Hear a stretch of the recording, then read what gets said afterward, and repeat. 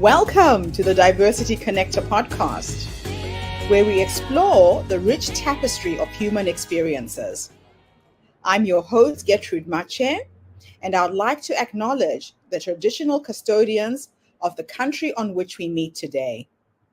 I would also like to pay my respects to elders, past, present, and emerging, and together as we dive into conversations that bridge cultures, challenge stereotypes, and celebrate the unique perspectives each of us brings to the table.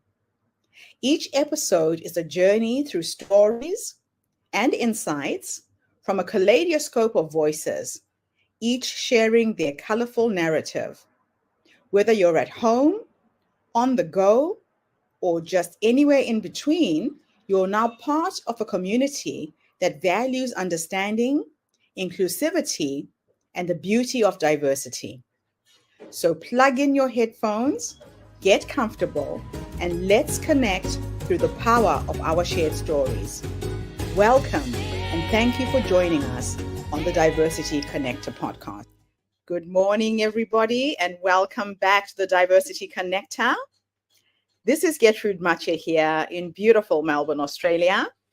And today I am graced with the presence of yet another fascinating woman. Welcome, welcome, welcome to our tribe. Please tell everybody your full name, where you're based, and share your story with us today.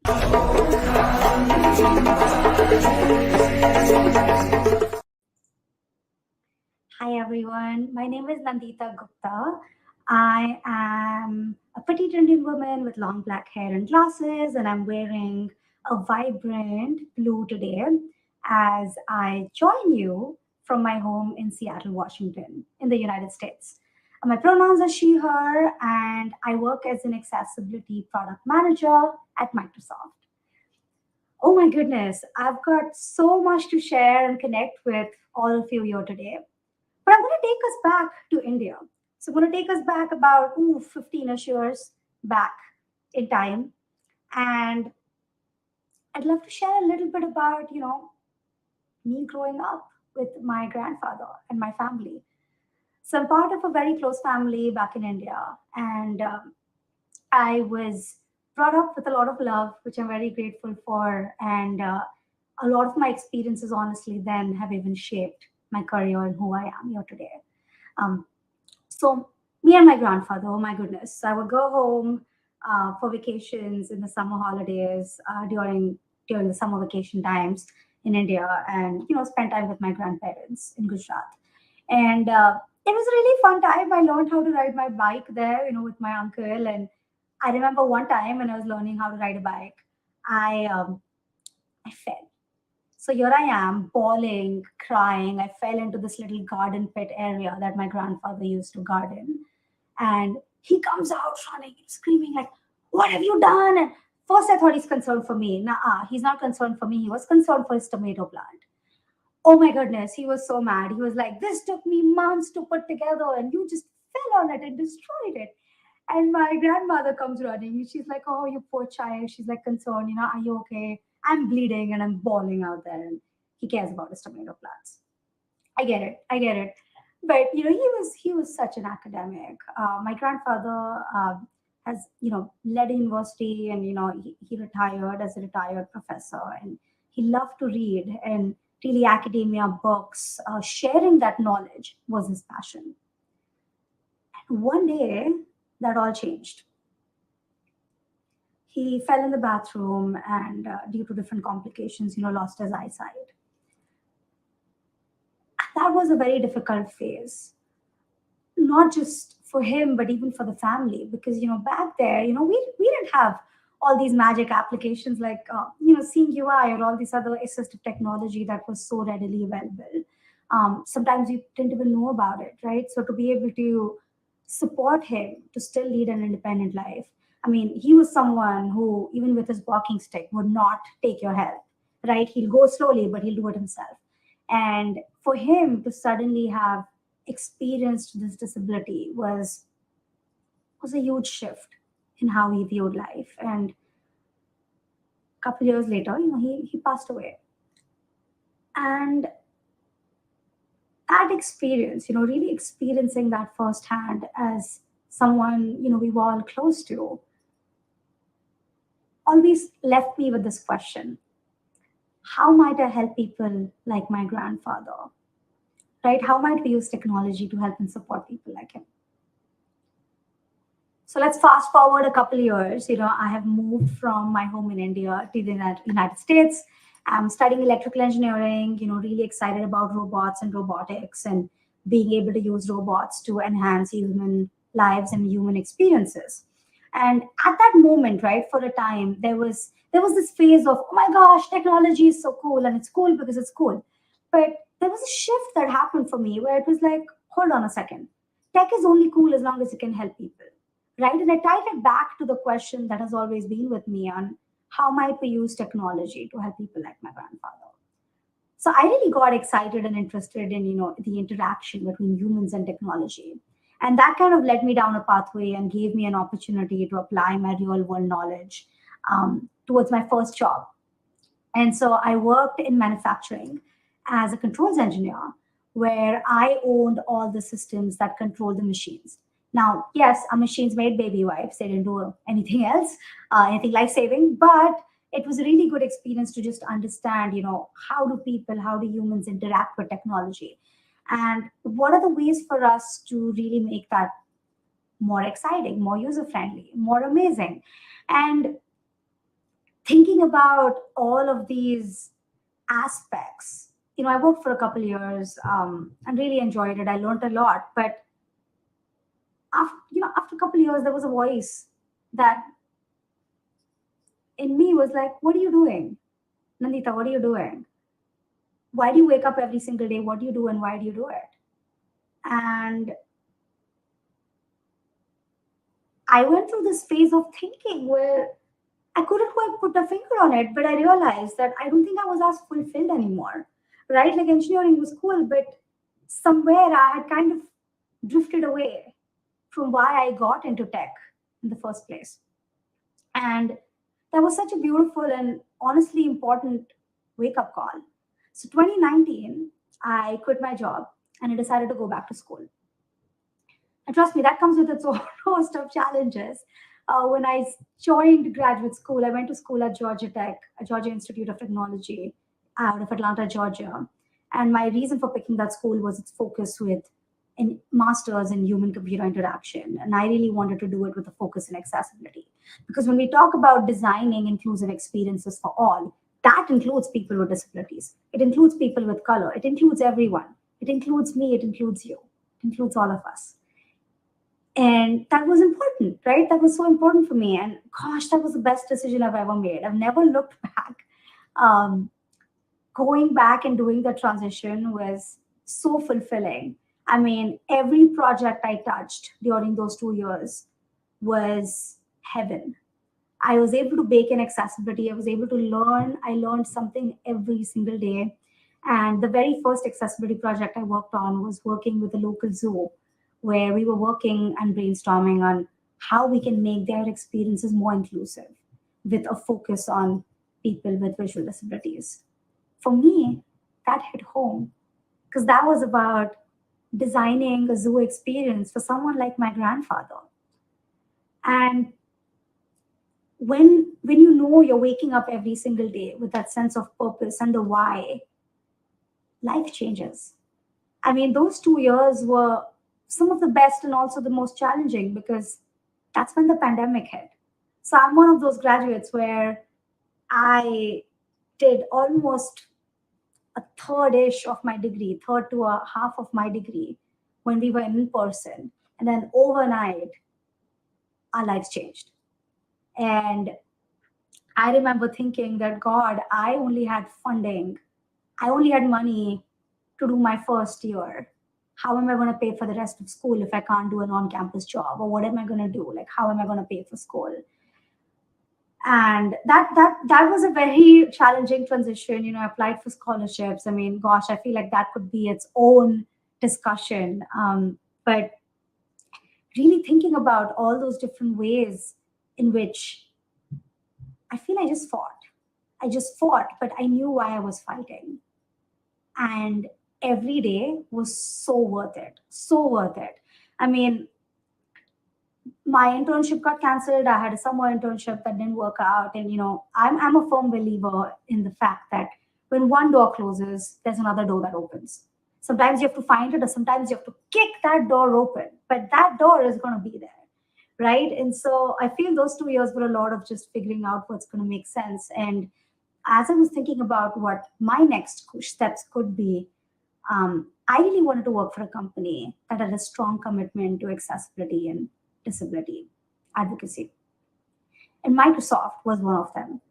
And so I, started learning more about the company, about what they do. And, the more I learned, I mean, the mission of the company is empower each and every person on this planet to achieve more. And with our chief accessibility officer, Jenny Leigh Fleury, I mean, gosh, they have C-suite representation all the way to the top for accessibility. And that to me was a very powerful pull to want to go there. And so as I was working through school, I honestly didn't know how I was going to end up there because I didn't have an internship experience in that space directly, but I had done a lot of projects and I had done a lot of just hands-on project work. And so after I interviewed and I got in, I mean, gosh, I remember pitching myself and did I really get in? I still can't believe it. But just working with the company has been great. And, that transition going from work to school and then back to work was one of the most trying periods of my life, but also the most fulfilling because after I joined Microsoft, I mean, just learning from all the wonderful people here. Today, I am a product manager on Accessibility Insights, and so I lead the product. And it has been such a blessing to work with a diverse group of wonderful individuals. And I feel I can show up as my authentic self. I'm a woman of color, I'm a woman with a disability, I am an Indian woman. All my different identities can coexist peacefully, and I can be there and show up as my 100% authentic self to really make a difference. And when we talk about accessibility, right, and we talk about pushing for equity and pushing for inclusion, it's really important for me that we don't leave people with disabilities behind. We have a saying in our community, our disability community, nothing about us without us. And that's what this is about. This is about how do we make sure that accessibility is baked into all the different areas and all the different things we do, right? Let's take social media, for example. If you're about to post a picture on Facebook or Twitter or whatever, Instagram, how is someone like my grandfather going to experience that? Add an alt text, right? Add an image description. There are some really simple things we can all do, no matter who we are, where we come from, to make sure that we're building an equitable world, right? And we're using the technology and the tools around us to also help push for that. And that is what I do every single day. So my life as a product manager, I work on a product called Accessibility Insights. And our goal is to empower developers with information on how they can make their tool more accessible. So again, our motto is you don't have to be an expert in accessibility to build an accessible product, right? This is a free open source product and you can use it and run it on your websites, on your other web applications, and make it more accessible and more inclusive for the world around you. And it's such a blessing to work in this space. I mean, the stories and the people and all of it is so inspiring, so inspiring. I'll end with sharing a personal story. If there are any days, and burnout is a real thing, so I do want to acknowledge that. Be kind to yourself, take care of your mental health. You may be in a field that you love and you're very passionate about, but you still have to take care of yourself. And so for me, when I have my moments of burnout, I go back to this one experience. So I was sharing, right, my first project on accessibility was working with a local zoo. We interviewed different women with different types of visual disabilities, right, where someone may be completely blind, someone may be blind with just one eye. A lot of times within the disability space, there's a lot of assumptions made on different people's lived experiences. And honestly, disability can look very different, right? We talk about invisible and visible disabilities. Don't make an assumption just looking at someone what their lived experience might be. And so part of our challenge was making sure that we can encapsulate those different experiences as we speak to different people and account for that. My favorite day in this project was, towards the end of the project where we were sitting around a table and talking to these different women and sharing about their experiences of working with us. And one of them said to us, "Thank you for making us feel included, making us feel like we are important." And that day will always live with me. And that is what you can do for someone else by including their voice and making sure others are being heard. Wow. What an amazing story, Nadita. When I listen to you speak, I can see the need for one, education, for people to understand the challenges that people with disabilities experience. Now, you identify as being disabled, you do not look it. So that's going to be another challenge for you. Can you explain to us what your disability is and how you've had to cope, especially in the workplace? Yeah, and I'd love to touch on that. And while I explain that, I'd like to give a little bit more context on disability. So historically, right, the medical model of disability has been very prevalent, where we say that, oh, quote unquote, something's wrong with you or your body, and that's what's causing the disability. But the World Health Organization actually pivoted in the 2000s. They pivoted their description of how they define disability. It is now defined as the social model, where we say it's a mismatch between the person and the environment. So it's not the person that's disabled, but the environment is what is disabling the person. One example of that is I was born left handed, and I remember sitting in school where they had these right handed chairs, and I would have to hunch over and figure out how to write. Oh my God, that was so painful. Does that mean something's wrong with me? Am I disabled because I'm left handed and the chair is right handed? No, the chair, the environment is what disabled me, right? And so when we're thinking about these different situations, the environments, the designs, the things we create could enable and disable someone, right? That's what's causing the disability. For me personally, it's a very similar situation with a very invisible disability where I have asthma. I have really severe asthma. So while I'm here in Seattle, Washington, with one of the cleanest airs on the planet, the AQI is okay and I can breathe.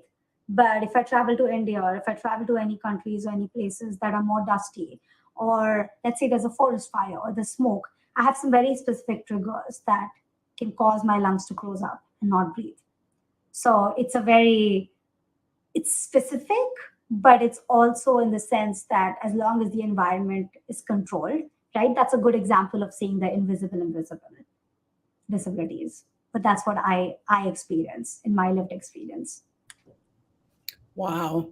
It's interesting because, yeah, people will look at you. You can walk, you can talk, you can move, you look in quotes normal, but you have something that hinders you to just exist if the environment is not conducive. And that is the challenge that most people with disabilities experience, right? Neurodiversity is a big issue right now. People who just function differently, who see and perceive the world differently, who are affected by different types of stimulus. So I'm really glad that you've highlighted this to us today. Now, as an engineer, as a designer in the tech world, what should organizations be aware of when they are designing software? So if you were to work with a group of designers, for example, what kind of guidelines would you help put in place so that they deliver a product that is inclusive of anybody with a disability? Oh my gosh, I love that question. And I get that one all the time. So, again, as an accessibility leader and as someone who works in this space, it's something that we see all the time. But accessibility isn't like, think about baking a cake, right? You're not going to just sprinkle something on top and it's going to taste like that, right? It's like um, you're baking something. You can't just sprinkle it on top. You have to bake it in, right? So it's very similar. I like giving the example or the analogy of a curry, right? If I'm making an Indian curry, I'm not just going to sprinkle the spice on the top, right? It has to be marinated and it has to be cooked. And that's when the goodness comes out, right? If you try and put it later, it's going to take you longer to fix it. And guess what? still not going to taste quite right. So similarly, accessibility is just like that. You can't just try and sprinkle it in the end, right? Because a lot of times it's going to take you longer and more resources to go make those changes. So when we're thinking about just maybe the design phase, I'll go a step back, right? When I'm looking at, again, as a product owner and someone who works in that space, I look at it as overall product making, right? So if you start from design, you start from UX research, even before design, to say, okay, have you interviewed people with disabilities? Have you baked their voice into the product? Have you spoken to them? Have you understood what their lived experiences are, right? And have you taken those insights and then informed your design? Then, within design specifically, are you thinking about different ways in which this can be represented, right? Are there different input modalities? For example, let's say like I'm having wrist pain and I don't want to type. Do I have an option to have voice input? Or am I forced to type? Is there only keyboards that allowed? Right? If someone doesn't want to use the mouse and they want to use a keyboard, is your software or application designed to only use keyboard? Right? So you're thinking about ways, different ways for people to come together. And you're not forcing them to only use one way or the other. Right? So this is very important to bake in the design process, because when you get to development and you get to the end portion where you're starting to test it, yes, look for accessibility then too, but there's a lot of decisions that could have changed before that would have just prevented you all this heartache later to have to go back and change again, right? And so every phase has its own space, and so making sure you're looking in each and every phase is so important. I love that. You literally have to take a step back and work out all the permutations and the possibilities that are out there in terms of accessibility in a digital space. Now, let's talk a little bit about leadership. What is your view of leadership and effective leadership, especially in the D&I space? I love that question. One thing that I've always thought of, and this has worked for me again as an accessibility leader myself, is sometimes you have to vary the style, right? Like you have to understand about what motivates someone and what gets someone excited. If it's the drive to bond, or depending on what is exciting for someone, you have to vary that accordingly. And that, to me, the communication piece of leadership is really, really vital, because sometimes you have to speak in terms of business metrics, sometimes you have to speak in terms of customer experiences, sometimes you have to speak in terms of data. And to be able to just adapting with that communication is so important, and just viewing it from that lens of being inclusive. Especially when we can't make assumptions about someone's lived experience. And you might, as a leader, you might be speaking to someone and you have no idea what their day has been like. You have no idea what's happening in their lived experience, right? So lead with empathy and have the communication style where you can adapt and modify based on who you're speaking to understand what really needs to happen. Fantastic. Now, imposter syndrome. As a woman of color working in the tech space, what are the challenges you've experienced in terms of feeling like you are where you're supposed to be? And how have you overcome imposter syndrome in the workplace? Gosh, I love that question. I don't think we talk about this enough, but for me, the imposter syndrome was real. I know there's a lot of times when I'm like, oh, I don't know if I can do this. I'm not sure. Um, it happens. So I want to just go ahead and throw that out there. It's real. It happens. I experience it. In fact, I feel I live with it every single day. How I've overcome it personally is making sure that you're being very grounded. You're starting from a place of, okay, I know myself, I know my values, and the aspects I don't know about myself, I'm going to go learn, right? I'm going to invest some time to understand and just spend time with who I am and who I want to be, because that is going to instill a sense of self and a sense of confidence that no one's going to take away from you, right? And so your strength is going to come from you. I also want to acknowledge that not all the strength always comes from me, right? I have over time built a network of allies and mentors, and understand that there's not one person end all be all, right? There's not always one mentor. You want to be able to go seek out allies who are there to support you, and then in turn, right, you can be there to help support and push somebody else. And so for me, when there are times when my pot is empty and I'm not able to find that strength, I'm able to lean on others who can then help me and push me. Um, and it's magical, right? When that happens, it just causes this ripple effect. One of my favorite mentors, in fact, I really attribute joining Microsoft, even with him and because of him. He was there to push me and support me and push me to apply for all these roles. And he's like, no, no, no, you need to do this. I was like, oh, I don't think I qualify. He's like, no, you qualify. You need to do it. Just do it. And after I got the job, I remember, like, tearfully, like, calling him, like, I can't believe it. I just got the job. And he's like, I'm so proud of you. I'm like, how can I ever thank you? And his words to me were, I want you to take this and push this forward for the next Nandita you meet in your life. And that will be thanks enough. Right. And so for me, every time I've done that, that's also actually helped with my imposter syndrome. Because it's like, okay, you know what? I see other people who are also being vulnerable and sharing their lived experiences on, oh my gosh, they think they have imposter syndrome. And from my lens, I'm like, no, you're perfect. You're amazing. What imposter syndrome? What are you talking about?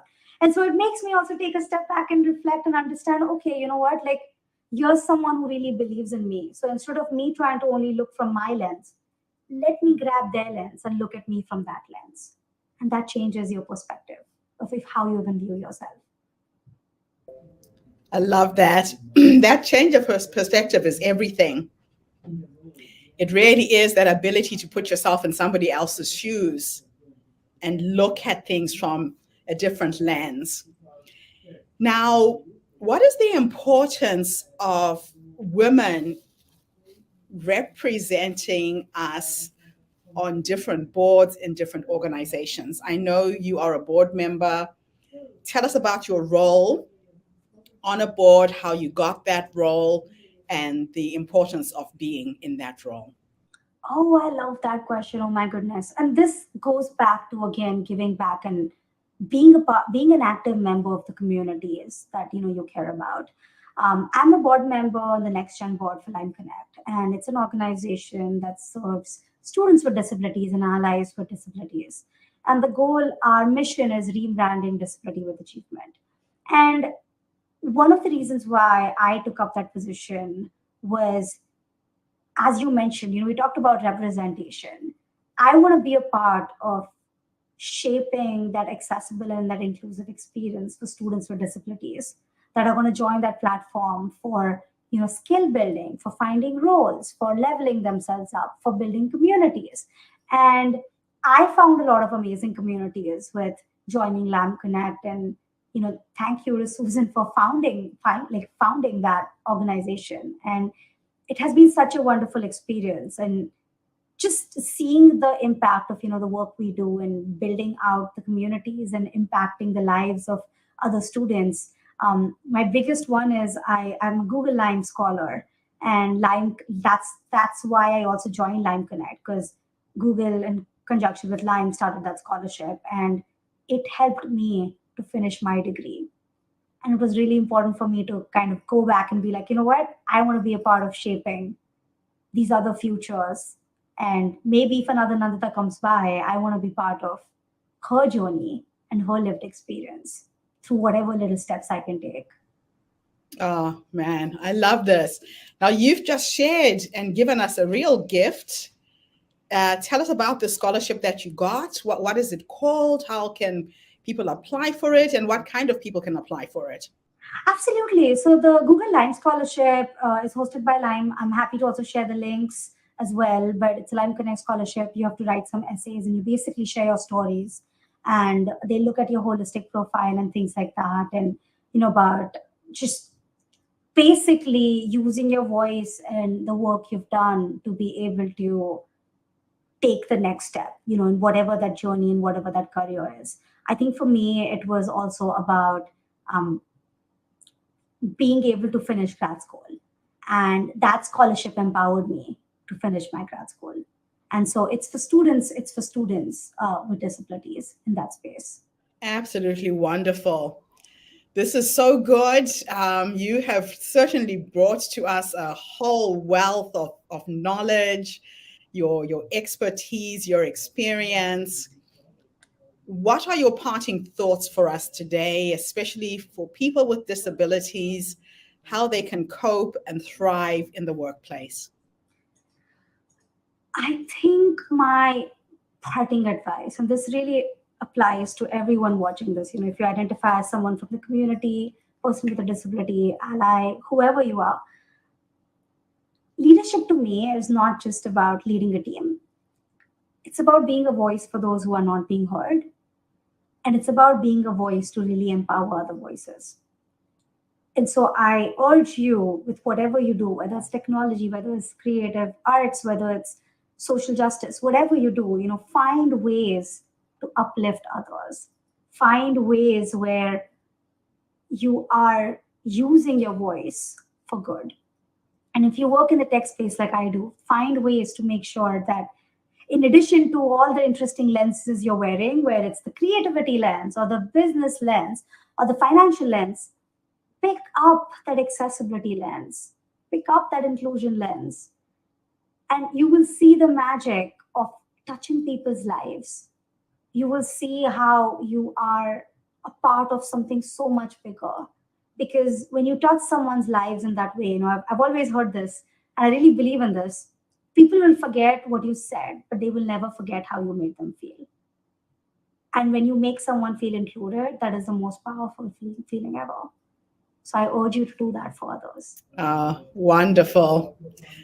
Nandita, it's been an absolute honor connecting with you, speaking with you today. Thank you so much for your insights, your knowledge, your skills.